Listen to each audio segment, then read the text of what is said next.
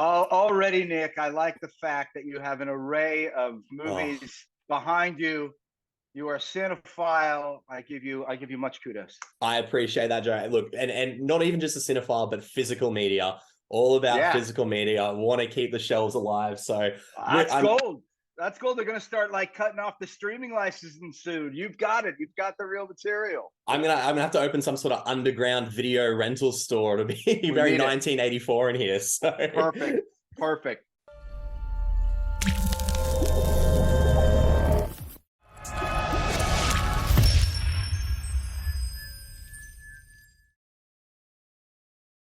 I look, Joe, like I said, I really appreciate you taking the time to chat the film today. I'm a big horror fan.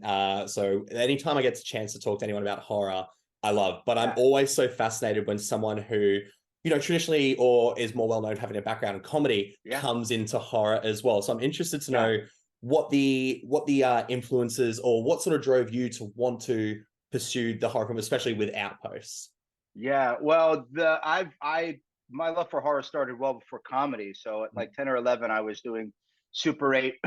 That'll date me there. Super 8 films, like, movies around the house, and trying to crack into cable to see some of those 80s horror movies, reading Stephen King, the magazine. So it was a love that was very early on in my life. And I knew that eventually I'd want to come back and make a horror movie. And so it began there. And then, as far as the movie, this particular idea, it was going to be a very low budget movie. It was going to be an independent production. And so I knew that we needed some production value.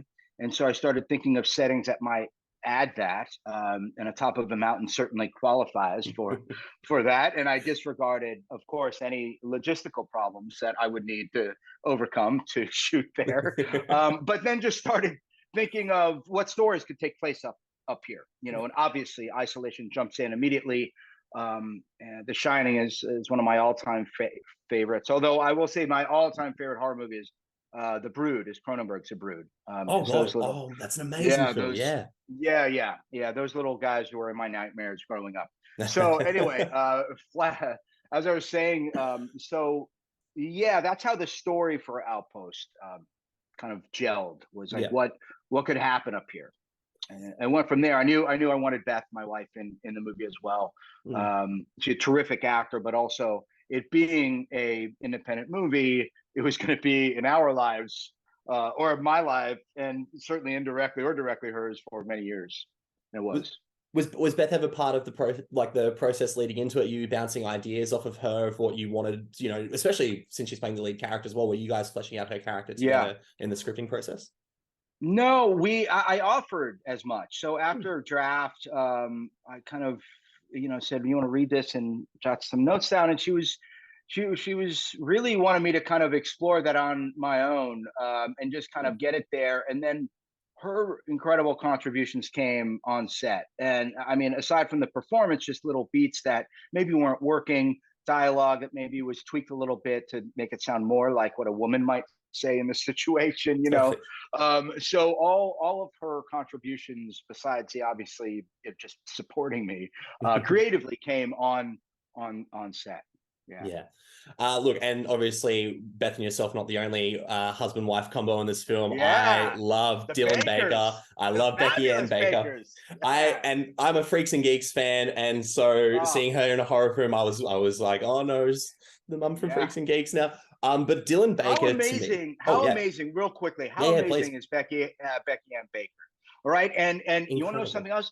Mm, She's so good. She doesn't watch anything that she's in. She still, I mean, she doesn't like horror movies, yeah, so she definitely wasn't going to watch this. But I keep telling her, I'm like, you are incredible in this movie. she's amazing. People love you in this movie. They flip when the moment comes. Yep. And I don't know. I can't say enough good things about all the cast, but in Oh, particular Becky Ann, who is not a horror person and just crushes this role and was game for all the things that happened to her character. oh God, Um, that's amazing. And yeah. and you're right, she absolutely crushes it as well. And then Dylan as well. Especially Mm-hmm. after Happiness, he's an actor that when you when he rocks up into a film, you don't know whether you can trust the guy initially. But I think that's part of his charm as an actor. How did they come on board? When did the Bakers come on board with this film for you? I've known the Baker. I've known the Bakers for about 20 years now, maybe Wow. more. So all the actors in the movie, um, I'd known for at least 20 years, with the exception of Otto Yeah. Asando, who plays Earl, who's Mm. terrific, and Yeah. met him a couple weeks before we did the movie, and he just ingratiated himself seamlessly into the whole ensemble. I mean, it's intimidating to kind of enter a movie with an ensemble of people that already are friends, that already know each other, but then to kind of take this particular role, it's physically demanding, um, and he was so good at it. A buddy of mine had worked with him on another project Mhm. called Vinyl, Yes. and so I asked my friend. I said, "Listen, how is he to work with?" Because at the end of the day, you want to know if the people are cool to hang out with for, in our case, 2 weeks or 16 days. Mm. And my buddy Bobby was like, yeah, he's terrific. Yeah. And then we had a Zoom. Yeah. And then about 30 seconds in, I knew Otto was the guy. So yeah, it was great. It was a great experience with the entire cast. Hanging out for 16 days, let alone on top of a mountain as well with each other. You got to Yeah, make sure that we that shot works. 8 days on the summit, Yeah. and then the rest was down at the bottom and a couple Yeah. of days in Spokane, Washington. And I like to boast a little bit because it took an hour to Mhm. drive up the mountain and an hour to drive down. Yeah. So we lost 2 hours every Every day, day. and we shot 8 days, and so it's at 16 hours. So Yeah. really, we lost a full day. So we shot Outpost in 15 days. Is what I like I to think that's a say. boast that's well worth screaming off the mountain. Absolutely. So while we're talking about collaborations and casting and stuff, I also believe that horror can definitely be made or broken by the score. And Steph Copeland absolutely Oh, kills as composer of this film. How did you come across her work, and yeah, what was yeah. that collaboration like with her? Thank you so much for bringing that up. I completely agree with you. In all of my favorite horror movies, the score is kind of front and center. I knew that Outpost, because of the POV, I wanted it very stylized, and certainly music was going to help bring that. Steph, I met, it was random. I honestly started just Googling like amazing like female horror composers, because I wanted a lot of the key voices to all be female in this movie because of the Mm, subject matter. And mm, so I found Steph and listened to some of her music on Spotify.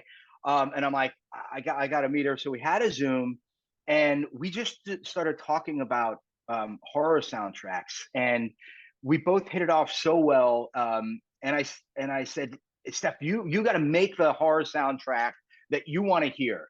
Like, here are some of the, and we talked about, excuse me, Bernard Herrmann and and um, uh, uh, and Carpenter and all these mm. amazing um, composers, and she was just all for it. She just went to bat, and she was super collaborative.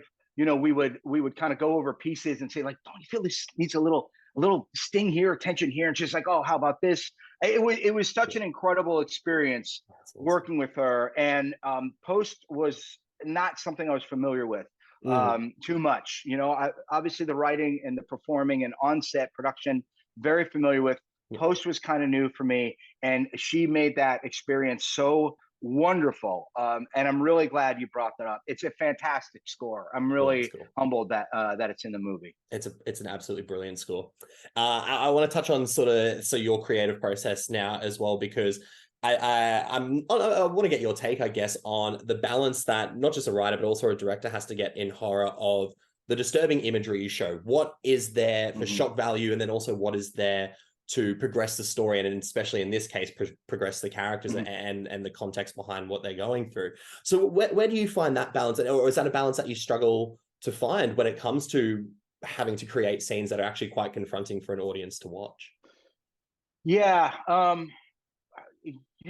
There's a lot of influences in the movie, Mm, and one of the challenges was, one, handling the PTSD element in a respectful way. mhm, You know, it's used as a device for sure. I don't want to mm, kind of dance around it. You know, it can be exploitive in that respect, and in that I'm using that to be jarring. But it's also quite a real experience that those who suffer from PTSD happen upon, and it's a very unsettling. It comes into reality very suddenly and without warning. And I wanted to use that device, so that was certainly a tenet of the genre. And then the other challenge was to create some tension without slowing things up too much. And then ultimately finding a way to sympathize with Kate, our main character, through her experience. I wanted to write a movie where you sympathize with the monster. Without knowing it was the monster. And I use that term monster just purely kind of as a label in a narrative way, not to make any pejorative judgments on Kate as the character. And so that was difficult to navigate. You know, that was difficult to work. But a lot of it was found, most of it was found in the editing. You know, we had a lot of cuts. We had a lot of scenes that we had to kind of put in a different chronological order to create a stronger narrative and to create some stronger tension. A lot of the relationship between the siblings, Earl and Nikki, had to be taken out of the movie because it was kind of pulling away from Kate's story. So this is a very long-winded answer. I know it began with how do you balance the horror of it. I think what you have to do is really understand where the scare is coming from and what is scary about each scene for that character, and edit accordingly. That's kind of how I handled it. Yeah, I think you handled it well, because it's the same thing. It's a tough thing, especially with modern horror now, is especially, you know, using any form of mental health issues as allegories as well. It is a fine line to tread, but I do think you do that quite well in the film. I appreciate that. I want to sort of start wrapping up on, there's a shot in this film that I wholeheartedly mean this might be one of my favorite shots of the year.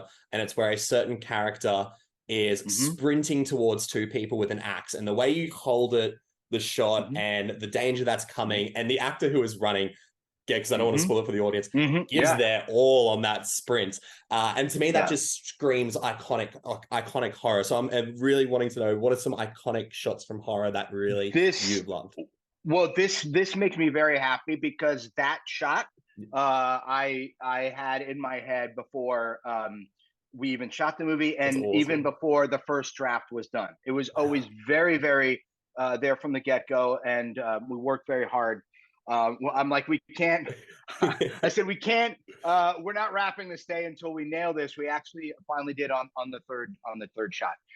Okay. So I'll try to get in more detail so your listeners don't go crazy. I think my favorite.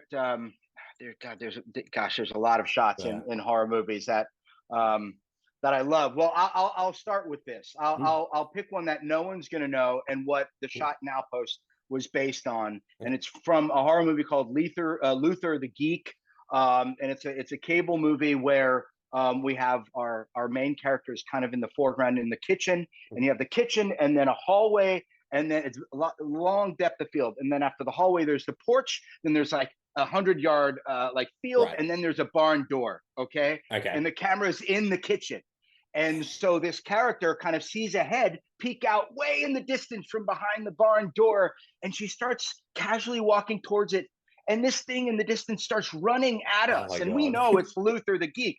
But she doesn't, and she goes onto the porch and then steps off the porch. And by the time she realizes that she does not need to be meeting this figure, she screams and turns around and runs back towards the camera, followed by Luther the Geek, who comes into the house, and the attack happens in the kitchen. And so that is one of my favorite shots of all time, from a movie no one has seen. Anyway, I thank you for bringing that shot up. I'm proud of it.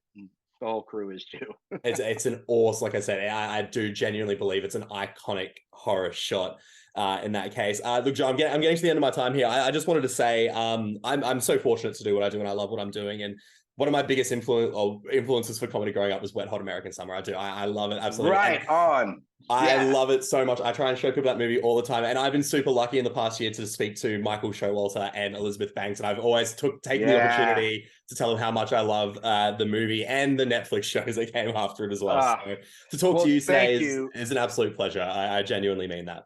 I appreciate that, and that movie has gone a long way. And once again, another independent production. Yeah. Originally, like Outpost, and I say that only to encourage and enforce how important the current work stoppage is for the WGA and SAG-AFTRA here. Absolutely. And I just wanted to mention that, and I appreciate you liking Wet Hot. It's a great movie and another very, very fond memory that I have.